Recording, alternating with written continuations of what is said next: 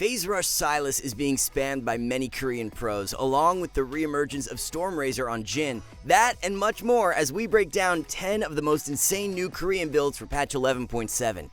You guys aren't going to want to miss all the great content we have lined up, so if you haven't already, smash that subscribe button. And just before we get started, be sure to fill us in on any new builds that you've been playing down in the comments below. Our analysts do a ton of research for these videos, however, we'll never be able to find every single new build in the game, so if you think we've missed something that's on the rise, be sure to let us know. Alright, let's run it. A super strong new rune page for top lane Sylas that pros like Naguri have been abusing is Phase Rush. You'll see pros running this page against most ranged top laners and especially against Gnar. Sylas is already an amazing counter to Gnar, as stealing his ultimate is so impactful throughout the game. By running Phase Rush though, it allows you to stomp even harder. Sylas wants to go in and take his quick burst trades, then dip away to safety and wait for cooldowns. Phase Rush gives Sylas the agency to do this, as you'll be able to zoom right on out after your trade, taking very little damage in return. As long as you're playing off the Phase Rush cooldown and taking these quick trades, it's almost impossible for anyone to outtrade you. If you've been having troubles with this Gnar matchup, then look no further and abuse this setup on Sylas for some instant freelo. The complete rune page is Phase Rush with Mana Flow Band, Transcendence, and Gathering Storm, paired up with Inspiration Secondary running Biscuits and Time Warp Tonic. For the build, rush Everfrost. Zhonya's and Cosmic Drive can be interchanged as second and third items. Be sure to grab Lucidity Boots to max out your ability Haste. And remember, if you want to improve fast and get the rank you always wanted, then check out our hyper improvement system at SkillCapped.com. We have professional courses by the top players, Smurf commentaries where a challenger player walks you through how to climb out of every rank from iron to diamond, and we upload tons of new exclusive guides to our website each week. In fact, we're so confident you'll improve using our system that if you don't climb at least 5 divisions while actively using SkillCapped, you can claim a full refund, so there's not even any risk. What are you waiting for? Check out SkillCapped.com and get the rank you've always wanted. Link in the description below. This next setup is the exact opposite of what we just covered, as you'll be freezing the enemy in place by running Glacial Augment with Chemtank on Sion. Glacial's been a very niche keystone in Season 11, as very few champions have found use for it. With the Sion build of Turbo Chemtank into Randuin's Omen, Augment actually synergizes really well. Whenever you tag the enemy with an active slow, like from Chemtank or Randuin's, Glacial Augment will shoot out a freeze ray that slows the surrounding area by 60% for 5 seconds. This interaction allows Sion to lock his opponents in place for such a long duration, channeling his Q for max damage and CC, leaving the enemy with very little counterplay once tagged. Glacial is not only picked a ton more over in Korea, but it has the highest win rate for any keystone on Sion. Follow up Glacial Augment by running Free Boots, Biscuits, and Approach Velocity. For secondary runes, grab Second Wind and Overgrowth from the Resolve tree. Full build is Chemtank into Randuin's and then Gargoyle Stoneplate. Predator on Volibear Jungle is being played at an extremely high rate in Korean Masters and above, however, it's still yet to catch on in other regions. The consistent gank power Predator provides is really overlooked and helps Volley out tremendously early on. Chemtank is of course thrown in there as your rush item, and combined with Predator completely eliminates any way for the enemy to kite out your engage. Predator just drastically shores up Volley's main weakness of not being able to reach his targets, and makes his ganks and pick power so strong throughout the game. Volley was just buffed in 11.6, and we now have him rated as a great S tier pickup, so don't sleep on the bear. Combine Predator with Cheap Shot, Eyeball Collector, and Ingenious Hunter for primary runes. Ingenious Hunter is really amazing for Volley, as it drastically reduces the cooldown of Chemtank active. Nimbus Cloak and Water Walking are the best secondary pickups. After completing Chemtank, go into Deadman second and then Force of Nature third. Poppy Jungle with Stridebreaker is one of the most underrated setups in the entire game right now. Former Korean pro Spirit is a Poppy Jungle connoisseur, and he's been abusing Stridebreaker in solo queue to pick up so much elo. The dash from Stridebreaker active enables Poppy to find stun angles and fish for pick plays that would be impossible without the item. Stride really just opens up so many more opportunities of engage for you and makes Poppy's team fighting way more powerful. Now, it's not only the Stridebreaker that's unique about the setup. Hail of Blades is what you'll run as the keystone.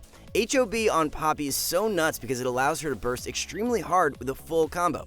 We'll show you guys this in action in the background gameplay here. An auto E, auto Q, auto combo is is insanely fast with Hail of Blades compared to the more popular Dark Harvest. As you can see here, the combo with Dark Harvest is so much slower and gives the enemy an opportunity to flash away before you've had the time to burst them out. Definitely go into Practice Tool and try this combo out yourself, as it's so potent once you get it down. Alright, and to get you all set with the complete rune page, take Sudden Impact with Zombie Ward and Relentless Hunter. Opt for Sorcery Secondary with Celerity and Water Walking. For the build, after finishing Stridebreaker, go into Deadman 2nd and Force of Nature 3rd. There's so many different ways to build Shaco for 11.7, but by far his most overlooked setup is full AP. The build is Liandry's Rush into Cosmic Drive 2nd with Lucidity Boots and Transcendence in runes, which provides you with a mass amount of haste for the mid game.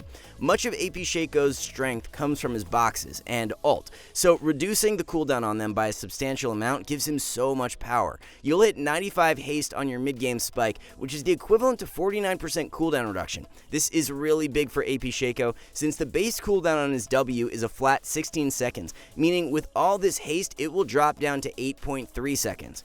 Shaco's rank 2 ultimate sits at a 90-second base cooldown and will drop to 46 seconds once you have this build complete. Don't forget Ultimate Hunter from runes though, which will drop the ult CD even lower to 40 seconds. The versatility Shaco has in his build paths makes him such a great pickup for 11.7, as you'll never have to worry about stacking too much AD or AP. He was also just buffed a few times recently, and with other junglers nerfed, we now have him ranked in our OP tier for the jungle tier list. You definitely don't want to be underestimating Shaco, so let's get you all set up with the complete build. Rush the Liandrys into Cosmic Drive 2nd and then Zhonya's 3rd. Grab Dark Harvest for the Keystone with Cheap Shot, Eyeball Collector, and Ultimate Hunter alongside Transcendence and Gathering Storm for secondaries. Pantheon Mid is a favorite over in Korea, as it has the ability to impact the early game extremely well. A new build they're really starting to like is a Stridebreaker Rush. Pantheon has no issues beating his opponents up in the 1v1, it's getting to them that can be the issue.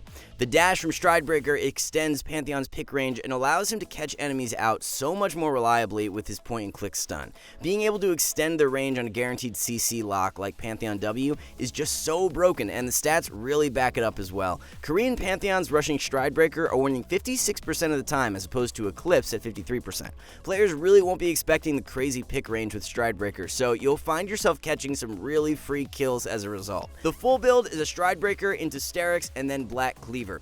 Grab Conqueror as your keystone with Triumph, Tenacity, and Coup de Grace for primary runes, combined with Biscuits and Time Warp Tonic for secondaries.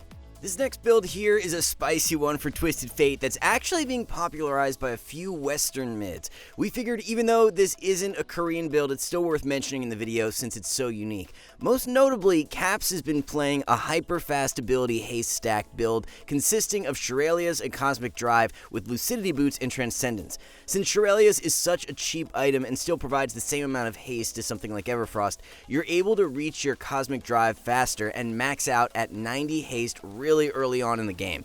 Shurelya's is actually a really great item for TF as well, since it provides move speed from the active, allowing him to catch enemies out much easier. Shurelya's active was also just buffed in 11.5, rendering it an even stronger pickup. Of course, you're lacking a bit in the damage department with this setup, but you'll have a 3.2 second cooldown gold card to allow for so much disruption in fights. The consistent catch plays with ult is really great with the setup too, as you'll drop TF's rank 2 ult cooldown from 150 down to 80 seconds.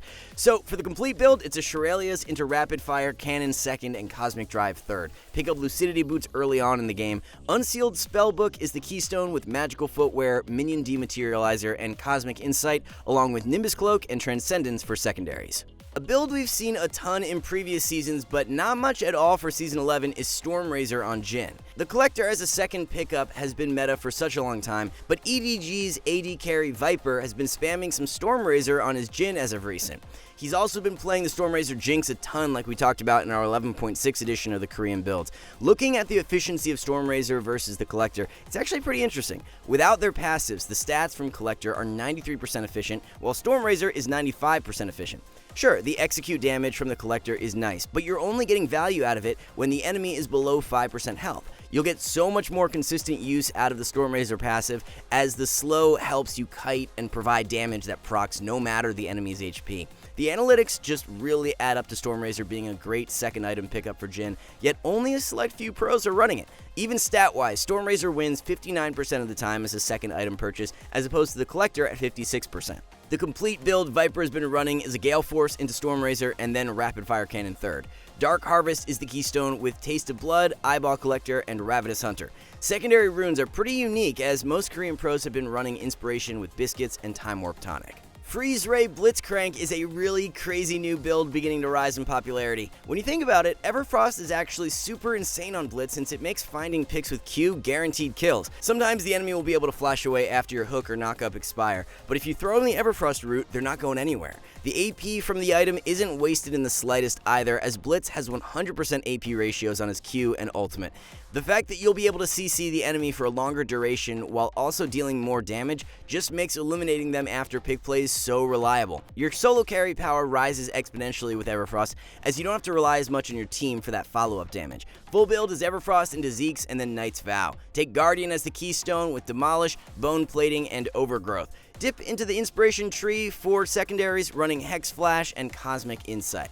Another unique carry-oriented support build is Shurelya's on Nautilus. The active is just so amazing for Naut, as popping the move speed to get in range of an auto will 100% assure a chain CC lockdown. If possible, you always want to lead with that auto and then follow with Q.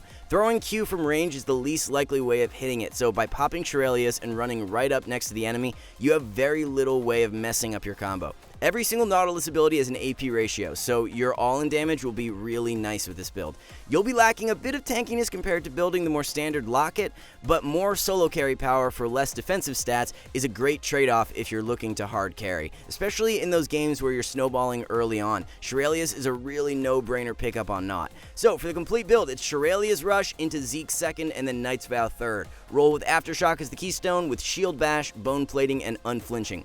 Inspiration secondary is very standard with Hex Flash and Cosmic Insight. And remember, if you want to improve fast and get the rank you've always wanted, then check out SkillCapped.com, link in the description below. With that said, go get a head start on everyone else by abusing these builds in solo queue. Don't forget to like and subscribe so you don't miss out on all the great content we have coming up. Thanks so much for watching, and we'll catch you back here soon.